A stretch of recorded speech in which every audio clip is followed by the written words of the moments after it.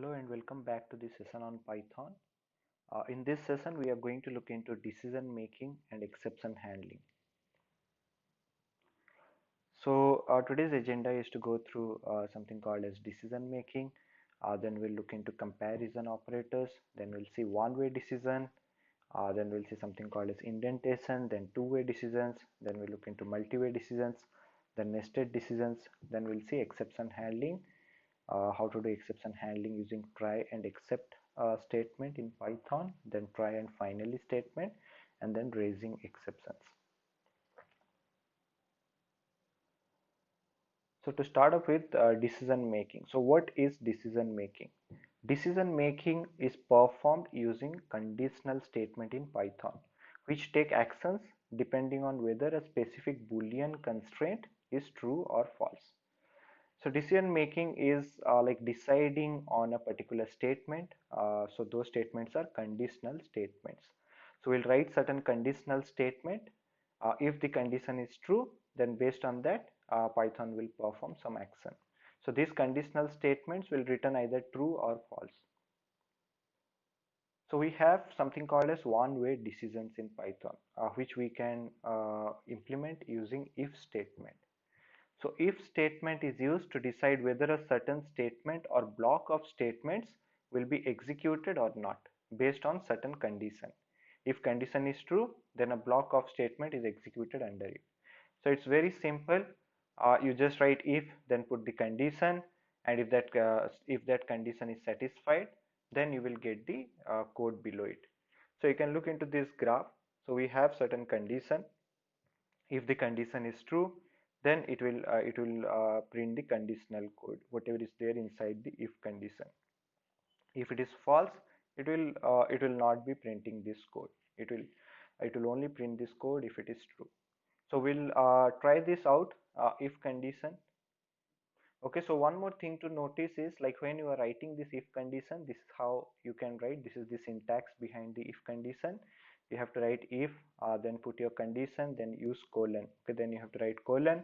Then the following statement which is there inside the if statement should be indented. So you have to maintain something called as indentation. So Python uses indentation to identify a block. So the block under an if statement will be identified as shown in the below example. So you can see here, if condition is there, then this is the statement 1 which is there under this if condition. And if you look at statement 2, it is outside the if condition. So in the following example below, if the condition is true, if block will only consider statement 1. Okay, so if this condition is satisfied, it will only consider statement 1. Statement 2 will not be considered within the if condition. So we'll just try this out in Jupyter Notebook.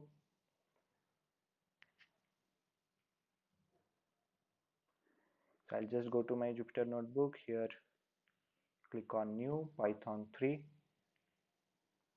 I will name it as Python.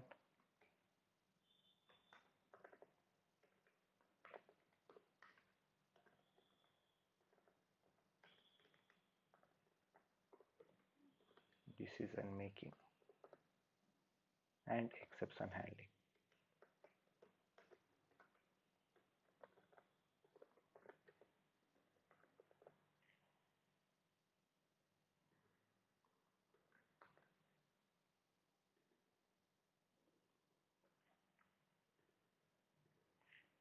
So here first we'll write the if condition. Suppose here I will write if 10 less than 5. So here this is my condition, if 10 is less than 5. So we know that this condition is not correct. Here I am writing print 5. Okay, so as it is not correct, I didn't get any output here. So again I will write if 10 greater than 5. So we know this condition is correct. So here I am writing print 5. So you can see we are getting the output. So now this print 5 is under this block of statement, that is if block. So again I will try with a different one. So here what I will do is I'll just take this,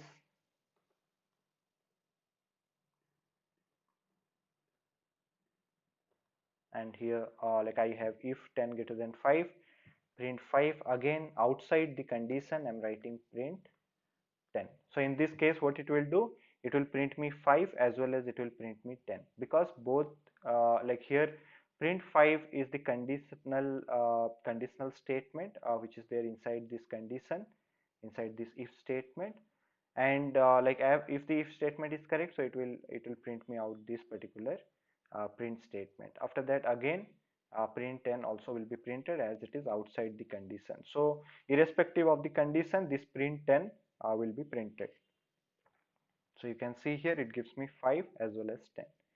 So in conditional statements we have to maintain something called as indentation, so that we can tell Python that this is a following code, or it is a block which is related with this if condition. Okay, so this block, this print block is related with this if condition. Now here within this, one more thing to know is while maintaining the indentation, you have to you can use either tab or you can use space. So space is like it will be taking less area, tab will be taking more area. Okay, so that is the difference. Like if you see here, like if I use space, so it is very difficult to actually analyze and see. So if I give 4 space in my system, 4 space is equal to like 1 tab, so I can use tab. Also like if you see tab can save a lot of memory. Like while you save the files, like tab gets converted to an escaping character called as /t, which will be consuming like 2 bits of memory. But when you have space, it will be converted to /s, and if you have 4 spaces, so it is like 8 bits of memory being consumed there. So that's where you can use tab instead of space. So next here we'll look into the other one, uh, that is two-way decision. Okay, so how do we implement two-way decision? Now an if condition contains a boolean expression that allows one or more statement inside it to be executed if condition is true. So that's what we just understood now. If condition will be taking a boolean expression, like 10 greater than 5 was a boolean statement which was returning some boolean value. If the condition is false, the statement under the else condition will be executed. So what if the condition is not true inside the if condition, and you want to do certain you still want to execute certain thing, or you want to convey certain information? In that case you can use else condition. So if you look at this particular graph, you can see here like we have certain condition, and if the condition is true, then it will execute if code, whatever is there inside the if code. And if the condition is false, it will go to the else code, and whatever is there inside the else code will be executed. So like you can see on the left hand side here, if condition is true, if conditional code will be executed, else conditional code will be executed. So this is how you write if and else statement. This is a two-way decision. So if suppose one decision is incorrect and you want to move to the other one, then you can use this two-way decision, that is if else statement. So now we'll see the implementation in Jupyter Notebook.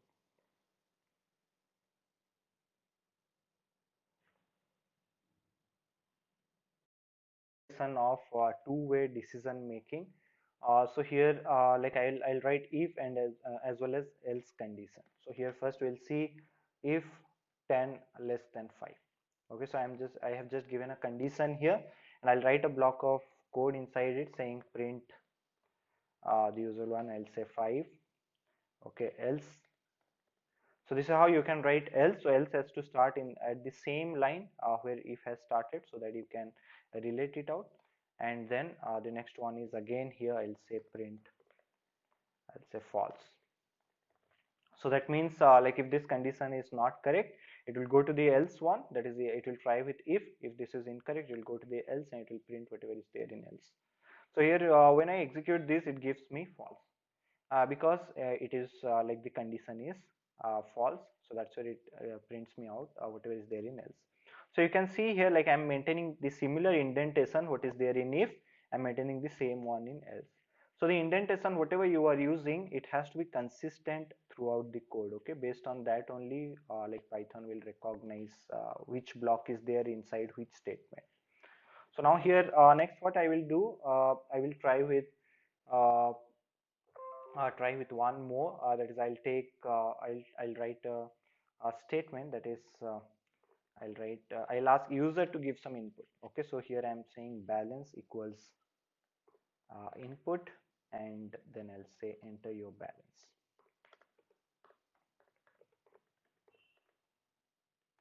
Okay, so here I'm asking user to enter some input, and slash n means new line, so I'm just adding slash n here, that is new line. Then balance equal to int of balance. So why I'm doing this? Because we already know that input function, this is a function called as input function, which is a predefined function in Python, which will return a string value. It will always return a string value. If I write any number also, the type of that value will be string. So that's why like we are changing it to integer here. Then after that, what I will do here, like I'll write my condition, that is if, so you can also write like this, if, then in brackets also you can write, or directly also you can write. So I'll write it directly, if balance, so here I'm saying if balance is greater than 1000. Okay, suppose the user will input some balance, and if it is greater than 1000, then I'll print here saying balance greater than 1000.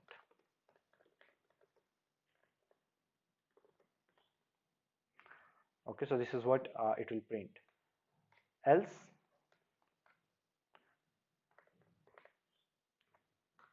so I'll write here balance less than 1000. Okay, so like that I'll write. So here if user will input any balance which is greater than 1000, it will go to this block, that is if block, and whatever conditional statement is there inside this, so whatever following block is there, it will print that. Otherwise it will go to the else statement. So now here we'll just execute this. So once you execute, you can see it asks me enter your balance. So here I will write balance, suppose is 6000, sorry 600. So now this is less than 1000, so it should go to the else block. So here it went to the else block, and it says balance is less than 1000. If I execute it again, now I will give a higher value, so I'll say 1600. So when I execute this, it says balance is greater than 1000. So now this is how like we can have two-way decision. Okay, so if one is not satisfied, like one is incorrect, it will move to the other one. So this is two-way decision making. So now we'll look into, so we looked into one-way decision making, we looked into two-way decision making, and then there is something called as multi-way decision. So now what is this multi-way decision? Multi-way decision is also called as else-if statements. These are also called as else-if statement or ELIF. In Python, we write it as ELIF, which stands for else-if. So if like suppose you have written a if statement, and if that if statement is incorrect, then it will move to the else if statement. So you can write as much else if as you want. So that means like Python allows more than one else if statement. So you will have only one if condition and one else condition, but you can write more than one else if conditions. So here basically this is how it looks like. So you can see here like we have suppose one boolean expression 1. If the boolean expression 1 is true, it will move to statement 1, like it will print me whatever is there, that is statement 1 inside that condition. If it is false, it will move to boolean expression 2, that is else if. So it will move to the next code, that is else if. So it will see if the expression is true or not in else if. If it is true, then it will print statement 2. Otherwise it will move to the expression n. Okay, that is else if expression n. Then it will see if expression n is correct, it will print me that. So you can have as many else if you want, but you can have only one if and one else. So if all the conditions are incorrect, suppose if is incorrect, else if is incorrect, like all the else if are incorrect, then only it will move to the else condition. So this is sequential, like suppose condition is met at expression 2. Okay, suppose expression 1 is incorrect but expression 2 is correct, it will stop there, it will not move ahead. Okay, so it will stop wherever the condition is true. So we'll just try this out.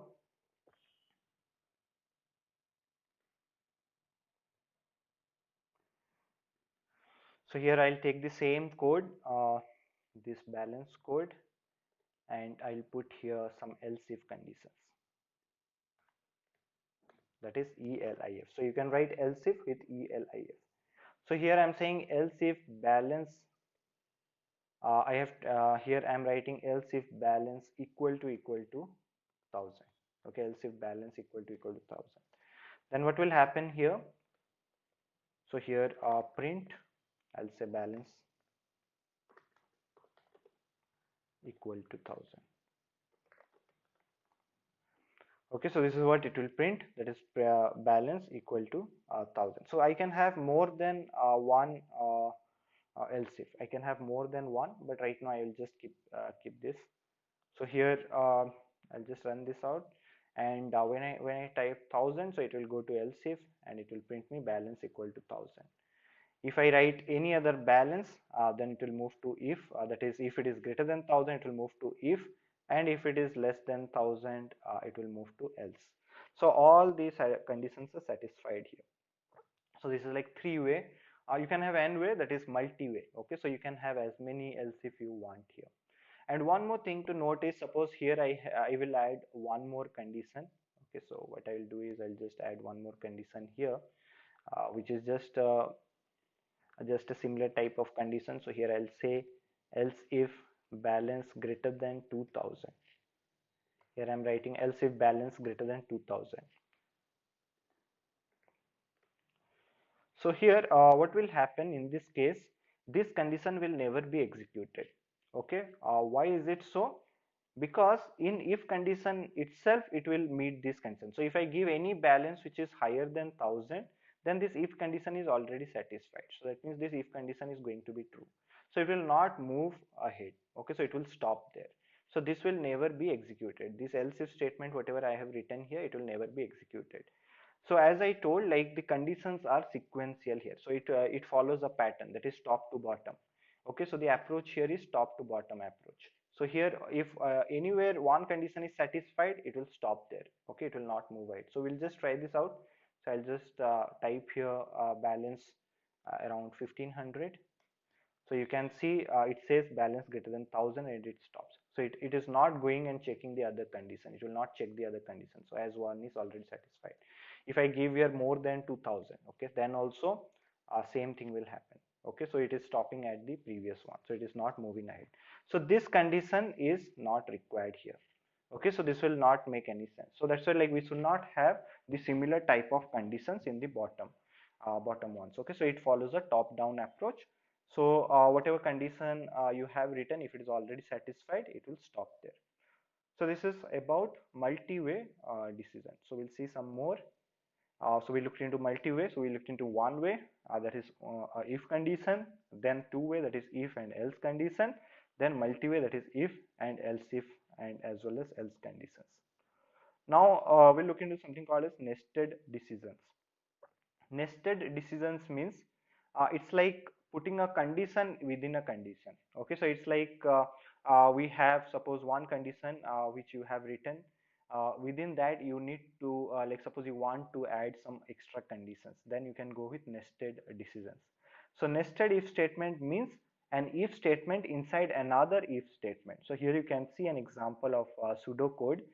Here I have if expression 1, then again if sub expression 1. So if that expression 1 is satisfied, it will go to the sub expression. Again it will check for the sub expression, and based on the sub expression it is printing the statement.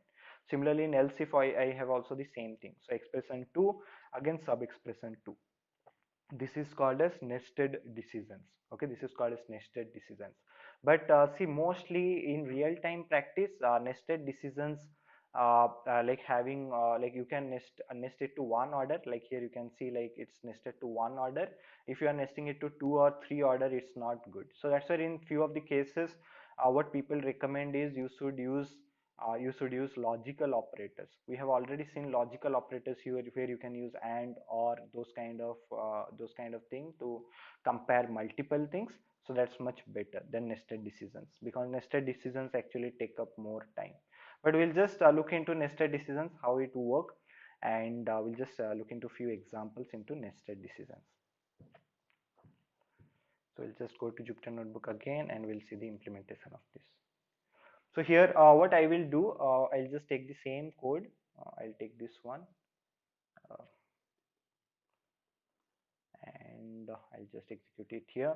So here I'm saying if balance greater than 1000, something I have written here, but I'll write some conditions here within this. So now the nested condition what you are going to put, that becomes a following condition or following block of code for the previous one. So here this if is there, and like this is the master if statement and this is the following if statement, so this also has to be indented. So here I will write if balance greater than 1000 is fine. So within this I am checking if balance is greater than 1500. Okay, then I will print here. So this one also has to be indented because this is a statement inside this if. So this following statement should belong to this if. So it has to be indented. So here I'm writing print a balance greater than 1500. Okay, again I'll write a else condition here. So I can write else condition also, and I'll say print balance greater than. So I'll say here print balance greater than 1000. Okay, so now we'll just execute this code. So this is one nesting I have done here. I've just added few other conditions within my condition. So here if I say balance is 1600, so it will say balance greater than 1500. Okay, so that's what it is printing here. And if it is less than that, suppose I'll say 1200, then it will print me the else condition, that is balance greater than 1000. Okay, so this is how you can also do nesting. Okay, this is called as nested decisions. You can also do it in the other way around, like I'll show you using the logical operators. Okay, so I'll just copy the same code, and instead of having a nested condition, I'll just add some extra condition here, that is some logical condition saying if balance greater than 1000, and I can write like and if it is greater than 1500. Okay, so and it is greater than 1500. Okay, or I can write it simply saying okay if balance is greater than 1500 directly. Okay, instead of doing all this I can directly write like that. Okay, so this is how like I can add some logical operators. So this is just an example, not with respect to the current one. So you can say this is just an example like how we can have a multiple condition. This is how you can put multiple conditions. So here I have written if it is greater than 1500 1000 as well as it is greater than 1500. So I'll say it is 1600. Okay, then it prints me this particular one. So it is satisfied here. Okay, so here this is how you can do like multiple conditions, but here anyways for this statement it doesn't make any sense because I can directly write balance greater than 1500. That's also fine. This is just an example to showcase how you can add multiple conditions. Now when you are writing multiple conditions, it's a good practice if you add brackets, so that it will be easier to understand. Okay, so like readability will be much better here. You can add brackets like this. So this is also fine. If you add brackets also, it's fine, like it will still work. So I'll say here 1800. Okay, it still works with brackets. So this is how you can write nested decisions. Also we saw how to add logical operators and work around it. So now we'll move to the next one, that is exception handling. So the like we have completed decision making. So that was all about decision making. We looked into one way, two way, as well as multi way, then nested decision. Now we'll see something called as exception handling. Now exception is nothing but an event which occurs during the execution of a program that disrupts the normal flow of the program instruction. So what happens is, suppose whatever you have executed, you have written some code and your code has failed. Okay, like it has got some error. Okay, so based on that there are two types of error. One is called as syntax error, the other one is called as exception. Okay, so syntax error is different, exception is different. This is what you have to understand. Syntax error is when you make a mistake within the syntax. Okay, then you will get a syntax error. And the other one is called as exception. Suppose the syntax is correct, but there is some mistake within the code. Suppose you are dividing a number by 0. Okay, then it is not correct, right? So we cannot divide a number by 0. So that's called as an exception. And syntax error will be like, suppose you missed a bracket, suppose you missed indentation, Okay, those will be like syntax error. So these are two types of errors. So if you have a correct syntax, after that there is some mistake within the code, then that will be termed as exception. So in Python, Python comes with various built-in exceptions as well as the possibility to create self-defined exceptions. So here we can also create our own exceptions, as well as Python has got some built-in exceptions. So exception is nothing but it's an event which occurs during the execution of a program that disrupts the flow of program instruction. Okay, so which is disrupting the flow of the program execution. So to handle exceptions, we have something called as try and except statement. So this is how we can handle exception. So in Python, exceptions can be handled using a try statement. So the critical operation which can raise an exception is placed inside the try clause. So suppose you feel like, okay, there like while doing some operation, there might be some criticality behind it which might create some kind of error, some kind of exception, then you will put it in try block. The code that handles the exception is written in the except clause, or you can call it as except block. So if there is any mistake, if there is any kind of exception in try block, like whatever code you have written, it will move to the except block or except clause, and it will give you the error message.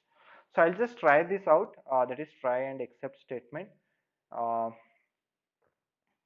so we'll just try it out here. So I'll just write it down as exception handling.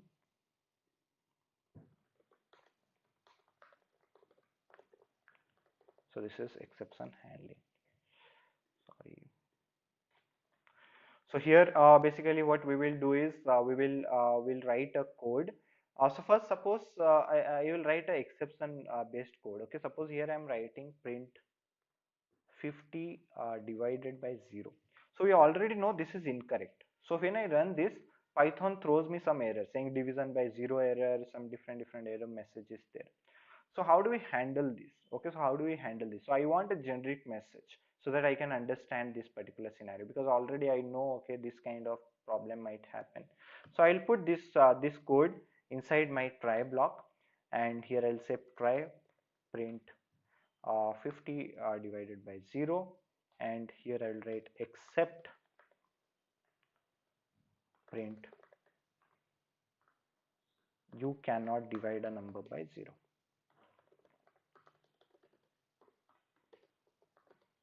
So here what I have done is I have given a proper message to the user, okay, where user can understand, okay, what mistake is there. So here I'll just execute this code, and it fails. The execution of print 50 by 0 is fails, so that's why it goes to the exception block. It is written as except, and it prints me out here, you cannot divide a number by 0. Okay, this is what message we got. So this is how like we are able to handle the exception, okay, within the code. Also, like if I try it out here again, saying correct one, that is 50 divided by 1, which is a correct correct computation. So when I run this out, it will give me 50, because this is a correct calculation, so it will not go to exception. So whenever there is any kind of exception, it will move to the exception block. So suppose you feel like whatever code you are writing, it might get into certain kind of exception, okay, then you can put it in try and except clause. So this is called as try and except, which is used for exception handling. So next is like there are built-in exceptions also. Here in Python we have a lot of built-in exceptions, like value error, zero division error, okay, which we did just now was a zero division error. So like that in Python we have built-in exceptions as well. So there are a lot of built-in exceptions. So here I'll just try it out, a few of those, some built-in exceptions here. So there are various ones, like just to name a few, there is something called as overflow error, system exit error, standard error, arithmetic error. Okay, there is attribute error, assertion error. So like that, there are various type of exceptions, like predefined exception handling also within Python. So here we'll just try out a basic one, that is uh, I'll try out a different one, that is name error. Okay, suppose I'll try out a name error. So here I'll write something as try, and I'll say here print I'll say x. So here I'm saying try print of x, and after that here I'll be writing except. So this is a predefined exception which is there in Python, that is called as a name error. So I'll say name error, and then I'll say variable x is not defined. So we already know here variable x is not defined, so here I am directly printing a variable which is not defined. So here I will get this name error, so I am just putting it here. I'll put it here saying name variable x is not defined.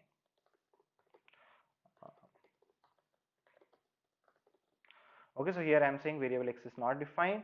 Then I write some other exception also. I'll just end it with a common one here saying something else went wrong. Okay, suppose a particular exception is not properly handled, we'll say something else went wrong. Okay, so this is how we have written we have used one predefined exception here. So here when I run this code, it is saying me variable x is not defined because we have not defined that, so it went to name error. So name error is a exception which is defined in Python, where it can handle the variable names.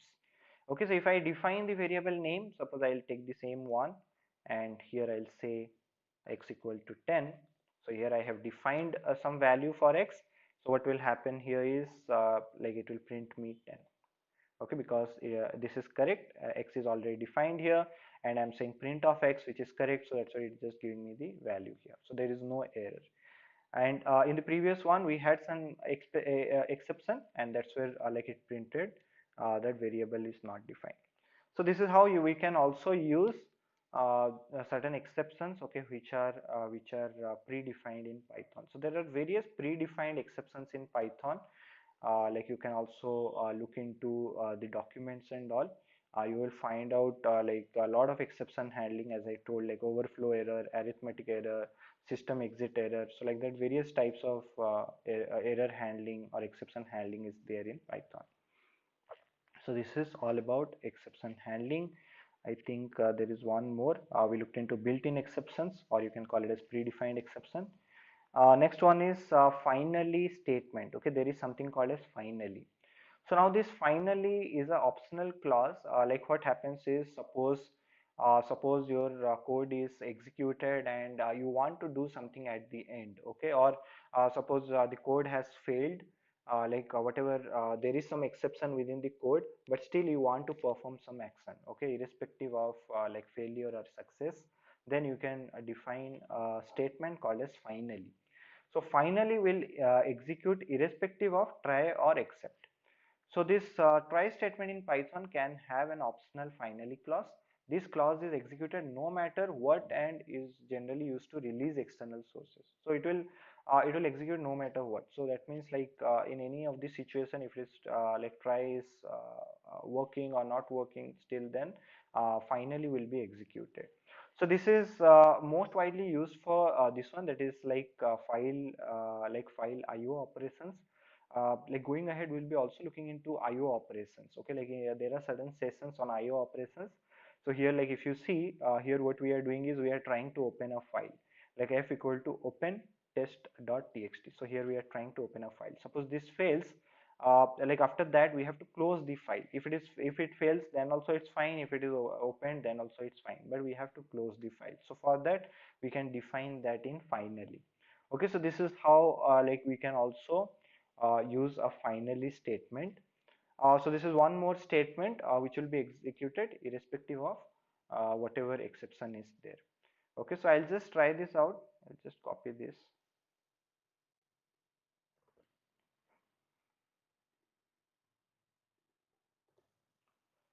Okay.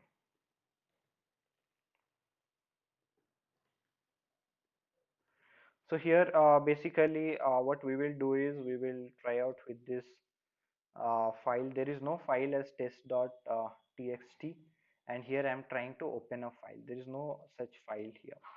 So what will happen is like it will have some exception. Okay, so when I run this here, it is having some exception, that is file not found error. Okay, so it directly throws me an exception. Suppose so here this close also will happen. Okay, close also will happen here. So what we can do here, we can write except, and we'll write here exception saying file not found. So we can handle this exception saying file not found. Okay, so file not found exception. So here it directly gives me file not found. Okay, and here it says f is not defined. Okay, so it directly says f is not defined because the file is only not opened yet, so that's why like finally is not working. So in this scenario, what we can do, like I'll just define here f. So I'll try to add a file within my desktop. So this is pointing to my desktop. So what I will do is I'll just add a file. So I'll just go to my Jupyter notebook, and here within this I'll create a new text file, and this one I'll just name it as test.txt. So I've just created a file here, test.txt. I'll just put some data here. So some data I have put, and I'll just save this file. Okay, so I have just saved this file. So there is test.txt file present now. So when I run this, what will happen? So here it is running, so it is able to open up this file. No error is there, as well as it will close the file. Okay, as well as it will close the file. So this is how you can use this finally. Okay, so I'll remove this exception. Anyways, so if there is any error, it will give me exception. So here I'm just using try and finally. So what is happening? It is opening the file, and as well as it is closing the file. It is opening as well as it is closing. So finally you can use to perform some extra action. Suppose there is some extra action you want to perform within the code, which is a compulsive action, then you can use this finally. So now this is all about try and finally statement. So we looked into try catch and some built-in exception, and then this try and finally. Then the next one is raising exception. Now how do we raise an exception? Okay, so within a code, suppose you want to raise an exception.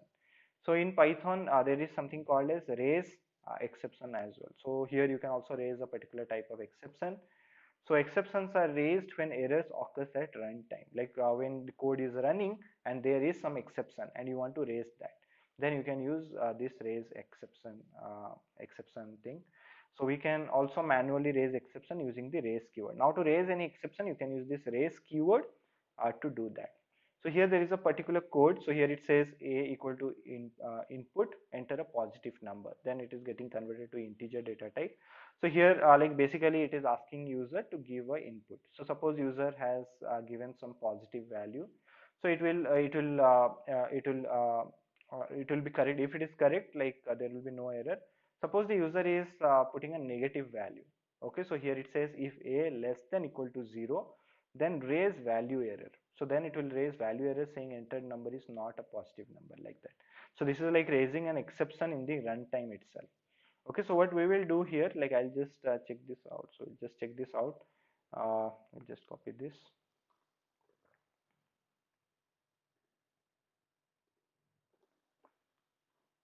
So here what we'll be doing is like we'll be first we'll be looking at this one, that is a. So here we are trying we are saying, okay, if a equal to int, enter a positive number. So user will be putting a positive number here, and if there is any exception, it will go to exception value error, or else we can raise exception like this. So here I'll just run this out. There is some syntax error, just a second.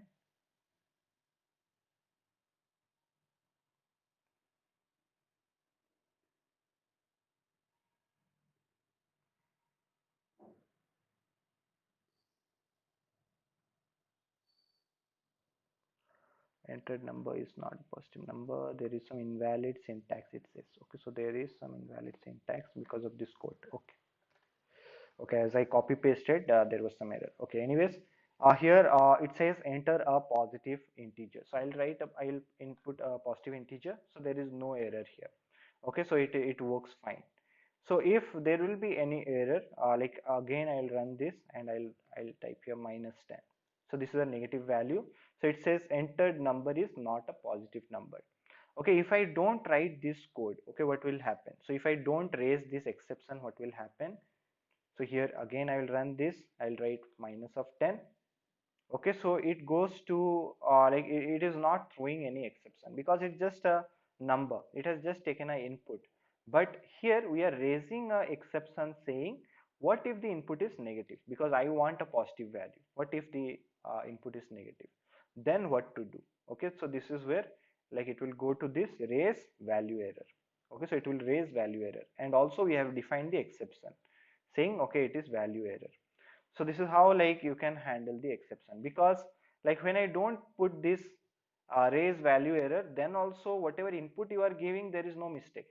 Okay, so here I am simply saying input enter a positive integer, but this is just a message. But you can input anything. Okay, you can input a string, you can input anything.